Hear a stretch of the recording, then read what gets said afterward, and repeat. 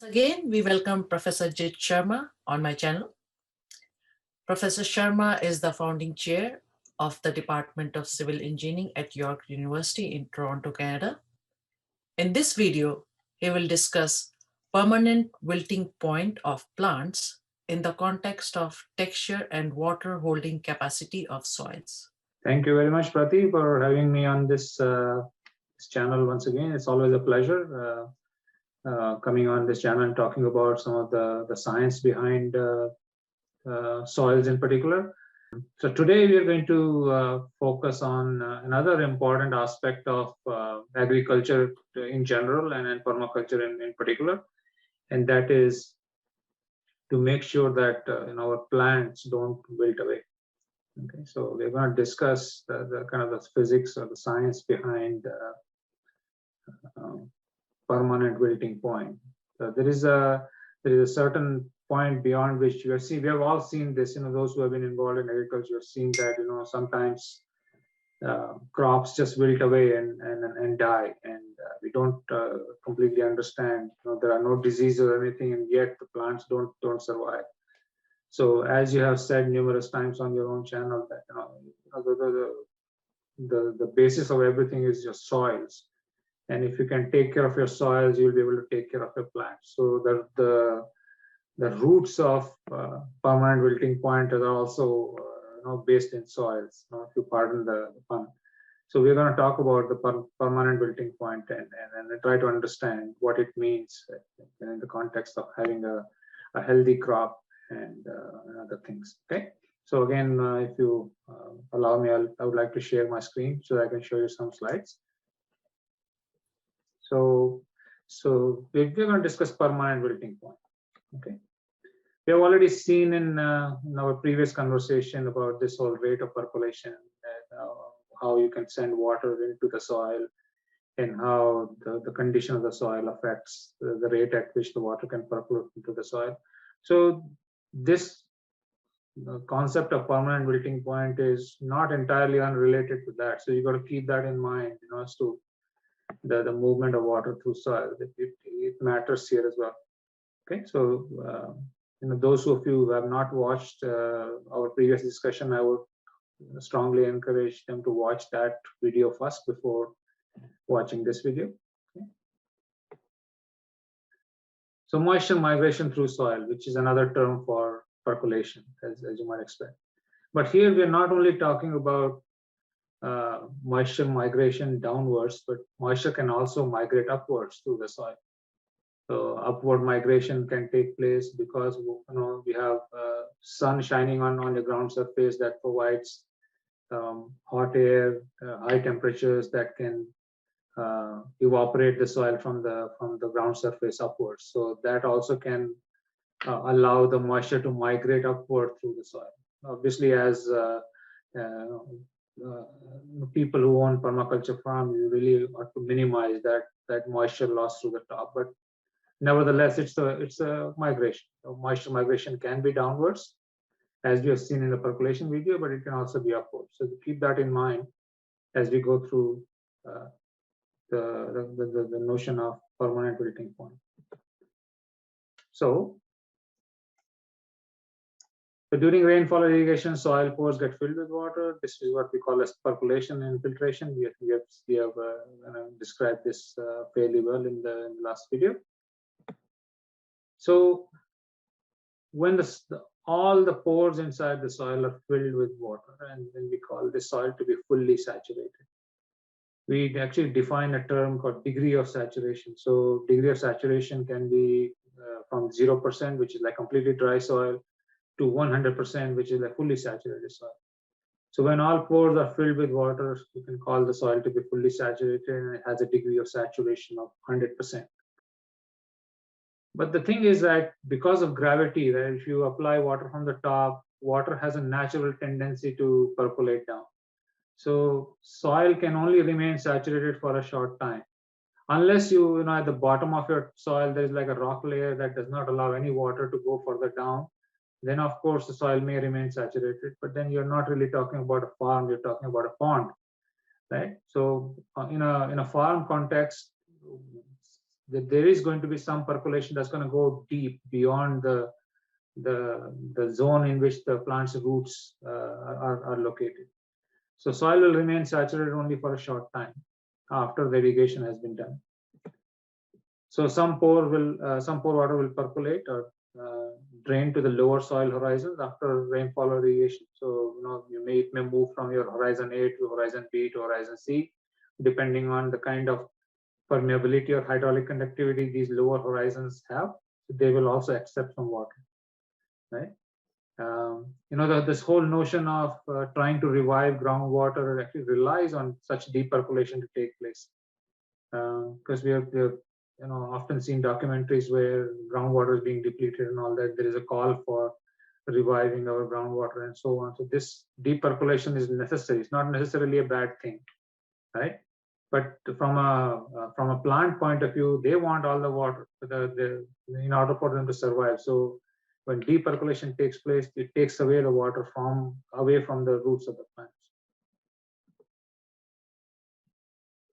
So some pore water will leave, the topsoil because of evaporation as well, as I explained at the beginning of this video. And that evaporation is because of high heat, solar radiation, and so on. So when whatever evaporation has to take place has taken place, and whatever deep percolation has to take place has taken place, soil arrives at a sweet spot or an equilibrium where there is going to be some pores that are filled with water, and there'll also be some air inside the soil. Now this is what we call as soil having arrived at its field capacity. Okay, so at field capacity, the degree of saturation of soil would be in the range of 60 to 70%. And this is kind of the ideal condition for plant growth, because plant roots do require some air to be present inside as well. So if the whole thing is like completely blocked with water, there's not going to be enough oxygen in there, so roots may actually rot. So it's actually a good idea to have your topsoil at field capacity all the time. However, if you allow uncontrolled evaporation to take place, or if your deep percolation continues, the soil will start to dry further, and a point will come when the soil moisture will be so low that the roots will have trouble extracting water from the soil. And that's when the soil is deemed to have reached its permanent wilting point. Okay, so this is something that should be avoided at all costs. Otherwise, your crop is going to be a failure. It's going to just essentially wilt and die. So let's look at permanent wilting point in another way. So when you have saturated soil and you have water being fed from the top, and it moves through the soil and it leaves from the bottom, right? So as we have seen that if soil is fully saturated, it allows for easy movement of water downwards. So not only is water arriving at lower horizons, horizon B and C, it is also available for plant roots, right? So if you look at closely at this, if you take a microscope and look at the pores here, all the pores will be filled with water. So in this case, your gray areas are the soil particles, and the black areas are water. So it's like fully saturated system. When the soil is at field capacity, there is hardly any deep percolation taking place. So you can see no movement of water downward. So there's some kind of an equilibrium has established between the water that has come from the top from irrigation or rainfall and water that was percolating deep. Now that deep percolation has stopped. So the water is at the field capacity. And this, as I said before, is ideal for plant growth, because most of the water is available to plant roots. There's also some air inside the soil system. It encourages your biome to exist inside the soil. Your soil organisms thrive and so on. So it's an ideal condition for a healthy and alive topsoil. Now, if you look at this zone closely, you will see that most of the pores are filled with water, but then you have these pockets of air inside. Okay, so it's not fully saturated, it's got air inside the system. But if you do not prevent excessive evaporation, or if the weather changes and you have a drought condition and you're not able to irrigate your soil, so what happens is that almost all of your topsoil gets completely almost dried out. There's hardly any water left inside the soil. So obviously there's not going to be any deep percolation because there's no water coming through. But at the same time, the plants will struggle to extract any remaining water from the soil as well, because the water that is present is in such small quantities that the roots will not be able to take it. Right. So here, then, if you look at closely, you'll see that almost all pores inside the soil are mostly filled with air. Any water that is present is closely kind of absorbed on the particle surface, and the roots cannot really access that. Okay, so plant has no other choice except to wilt away and die. Right, so that's the principle of permanent wilting point. I'll explain this in another way shortly. So let's look at this whole notion of permanent wilting point is actually related to the water retention characteristics of soil. Okay, how good the soils are in retaining water.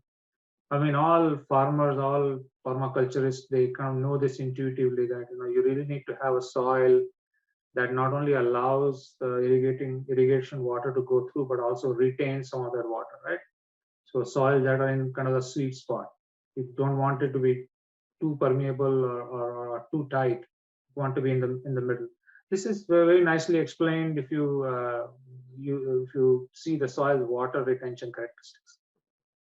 So water retention characteristics are generally plotted on a graph that looks like that. Don't be daunted by what these technical terms mean. We have already seen degree of saturation. We have a good idea what that means.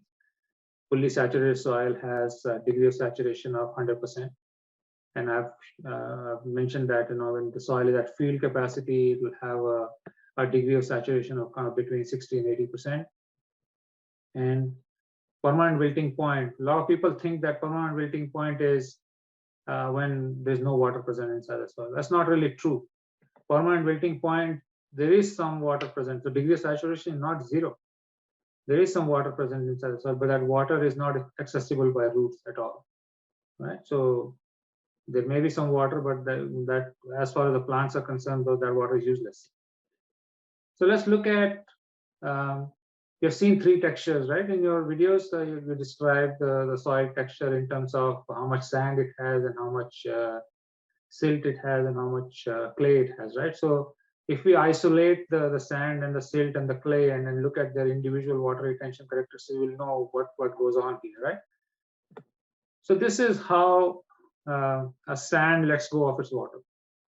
Okay, so the x-axis on this graph, right? We call this metric suction. At this point, you don't really need to know in detail what that means. Think of it as a kind of a roots kind of capacity to pump water out of the ground. I mean, we all know what a pump is, right? So if we imagine root to be a pump that extracts the water from the soil and then supplies it to the plants, right? Through its vascular bundles and then through leaves, then it starts to evaporate from the top and so on. So if you imagine as a pump, so for sand to let go of its water, the pump needs to be of a very small capacity, right? It only needs a small pump to extract water. But what that means is that even a small pump can pump a sand dry. So if you try to grow up a water-loving plant inside the sand, that water-loving plant will pump the sand dry in no time, right? So I don't know whether you've talked about osmotic potential inside the roots and so on, Prati. Maybe there are upcoming videos that describe how roots take water from the soil. but I'll briefly mention at this point that water goes from soil to the root using osmosis. So the roots have higher concentration than the surrounding water, so water flows from a lower concentration to higher concentration. This gradient is what we call as osmotic potential. So the roots have a certain osmotic potential. Different plants have different osmotic potential. These melons and cucumbers and all the creepers, the pumpkin and so on. These plants have very small osmotic potential. So they grow very well in sand because it doesn't require a whole lot of pumping for them to receive water from sand. Okay, so kind of a rapid evaporation and depercolation takes place in sand, and sand gives away its water very, very quickly. And so it is suitable for plants that do not require or do not have enough osmotic potential or pumping capacity to extract water from the soil. So let's now look at water retention characteristics of silts or silt loam. So as sands, we can give away their water quite rapidly, as we have seen before, but silts, on the other hand, also give off water. There's depercolation taking place inside silt. There's also evaporation taking place inside silt, but the rate at which this takes place is much slower than that in sand. So this kind of makes the silt or loamy soil kind of an ideal soil for agricultural purposes, because it has a right balance between allowing the water to go into the soil and also allowing the roots to take up that water that's available to them. If you now go to a clay soil, you'll see that clays, they love their water and don't let off their water that easily.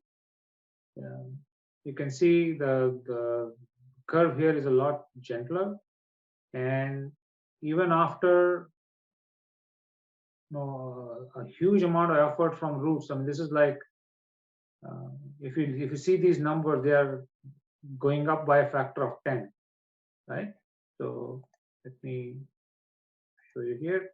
So you can see here, when you go from one to the next, right, there's a jump of 10. So it gets progressively harder for the soils to extract water from clays. So clays tend to have, as in roots, they have a osmotic potential. Soils also have osmotic potential. So the way to growing plants is that your soil's osmotic potential should be less than the plant's osmotic potential. So that water can flow from soil towards the roots.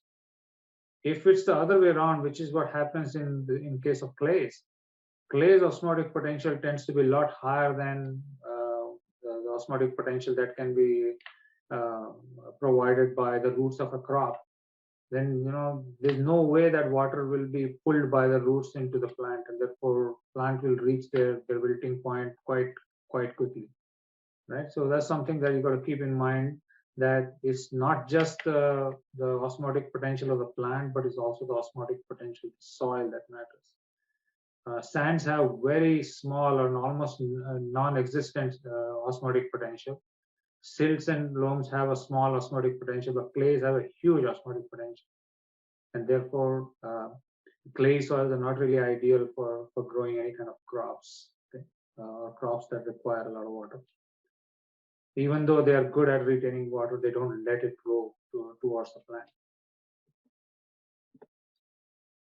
Now here's another interesting observation. You might see that although crops may fail, your small plants may fail and wilt away, trees, on the other hand, they tend to survive all kinds of soil conditions. You see these large trees growing on soil that are very rich in clays as well, right? So again, once again, this can be explained on the basis of the osmotic potential. So when you compare a small corn plant or something with a mahogany tree, for example, you will see that the osmotic potential of a mahogany tree's roots is a several order of magnitude greater than that of a corn plant. You see these numbers here, right? I mean, I don't know whether you're able to see this or not, but this is like almost 100 megapascal. But you can imagine 10 kilopascal as 1 meter of water. So if you want to pull water by 1 meter, you need a pump capacity of about 10 kilopascal. If you want to move it by 10 meters, you need 100 kilopascal. This is 100 megapascal. That's 100,000 kilopascal. So you can imagine how much pull capacity these trees' roots have, right? So they have tremendous pull capacity. So as a result, they're able to extract water from deeper layers and are able to extract water from soil that is normally not available to small plants. So the as far as small plants are concerned, soil will reach its permanent wilting point a lot quicker than it will do for trees, right? So what's the message here? The message is that, in order for you to do agriculture and permaculture, growing small plants, annuals, perennials, and so on, yes, I mean, you do require, to keep an eye on the permanent wilting point and make sure that there's enough water available. But if you are trying to make a permanent change in the area and make sure that it's drought resistant and all that, you really should be planting trees. I mean, the more trees there are available, the more the whole area will thrive. And then trees don't require as much intervention in terms of irrigation and so on, and they tend to access water from deeper soil layers, and their permanent wilting point is almost non-existent. I've never seen a tree that kind of dies out because it has wilted. Normally, trees die because they're old or they have some rot has taken place and so on. But they almost never dry out and then wilt, right? So, in order for you to have like a more sustainable forest guild, for example, there should be more trees there. Okay? I hope this video was useful, Pati, to your viewers, and again, if they have any questions, if you have any questions, I'll be more than happy to answer. Or they can submit their questions in comments, and then I can come back and provide answers to those questions. Professor Sharma, I have one point to make here. As you said, trees, they don't wilt from lack of water. So if we want to have barren land, the best thing would be to plant trees rather than small herbaceous plant. That is correct. But again, you got to also recognize the facts that trees are small plants to begin with, right? So as trees get old, right, you will require constant irrigation and so on.